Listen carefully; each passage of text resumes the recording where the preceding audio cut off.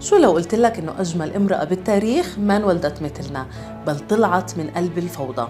بالأساطير اليونانية ما كانت أفروديت مجرد إله الجمال والحب، كانت فكرة خطيرة إنه الجمال قوة. بتقول الأسطورة إنه أفروديت انولدت من زبد البحر بعد ما سقطت بقايا الإله أورانوس بالمحيط. من هديك اللحظة العالم ما رجع زي أول، وين ما تروح القلوب بتضعف، الحروب بتشتعل، وحتى الآلهة كانت تفقد توازنها وما قدروا لا يقاوموا سحرها ولا جمالها. بس الغريب إنه أفروديت ما كانت بس رمز للجمال الخارجي، كانت بتمثل الشغف والحاجة العميقة للحب، إشي ما بتقدر تسيطر عليه ولا حتى بتقدر إنك تتجاهله.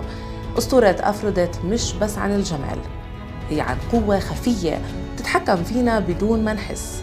الجمال مش بس شكل، هو قوة بتغير قراراتك، رغباتك، وحتى مصيرك. منفكر إنه إحنا عم نختار، بس الحقيقة كتير مرات إحنا مننجذب لإشي بيسحرنا وبعدين إحنا مننقاد لإله تلقائي.